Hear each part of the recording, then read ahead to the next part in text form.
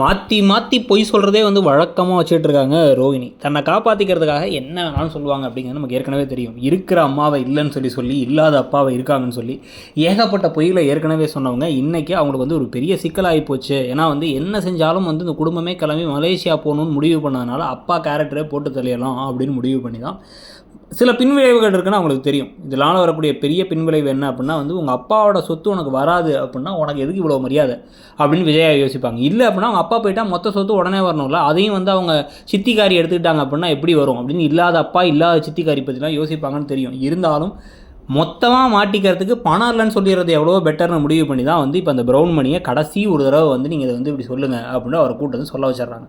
ஆனால் இப்போ முத்துவுக்கு தெல்ல தெரியவா அந்த டைமிங்னு ஒன்று இருக்குல்ல, நம்ம கிளம்பி மலேசியா போகலான்னு முடிவு பண்ண நேரத்தில் இவர் வந்து இப்படி சொல்லிட்டு போகிறார் அப்படின்னா இதெல்லாம் கண்டிப்பாக ஏதோ பொய் இருக்குங்கிறதுல இவங்க தேட வேண்டிய முக்கியமான விஷயம் இந்த ப்ரௌன் மணி யார் அப்படின்னா, இவர் எப்படி தேவைப்படும் போது வெவ்வேறு நாட்டில் சுற்றிட்டு இருக்காரு, நம்ம வந்து கரெக்டாக எப்போயாச்சும் இவங்க சிக்கிடுவாங்கன்னு நினச்சிட்டு இருக்கும்போது கரெக்டாக வந்துடுறாரு எப்படி அப்படிங்கிறத யோசித்து கொஞ்சோண்டு ஒரு திங்க் பண்ணால் கூட போதும். ஆனால் அதில் ஏதாச்சும் மாற்றங்கள் வருமா அப்படிங்கிறது ஒரு பக்கம். ஆனால் இன்னொரு பக்கம் வந்து பார்த்திங்க அப்படின்னா கதை கொஞ்சம் கொஞ்சமாக வந்து ஏற்கனவே மக்கள் எல்லாமே கடுப்பாகி அடப்போங்க நீங்கள் ரோகிணியை மாட்ட வைக்கவே மாட்டீங்க, சும்மா இன்ட்ரெஸ்டிங்காக கொண்டு போகிற மாதிரி கொண்டு போயிட்டு அவர் சப்புன்னு போயிடும், அடைச்சி போப்பா அப்படின்னு ஆகிடும் அப்படிங்கிற மாதிரி வந்து இருக்கும். இப்போவும் அதுதான் நடக்குது அப்படின்னு கொந்தளிக்கிறத கமெண்ட் செக்ஷனில் பார்க்க முடியுது. அதே மாதிரி உங்களுக்கும் தோணுதான்?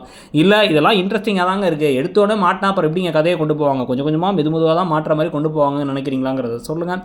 அப்படியே கீழே இருக்க அந்த ஷாப்பிங் பேக் மாதிரி ஒரு ஐக்கான் இருக்குல்ல அந்த வீடியோவில் கீழே லெஃப்ட் சைடில் கீழே அதை கிளிக் பண்ணியோ இல்லை டிஸ்கிரிப்ஷன்லேயோ வந்து நிறைய ப்ராடக்ட்ஸ் இருக்கும். மிந்த்ரான் ஃப்ளிப்கார்ட் அதில் நிறைய ஆஃபர்ஸ் போய்ட்டுருக்கோம், உங்களுக்கு பிடிச்சதை வாங்கிக்கோங்க.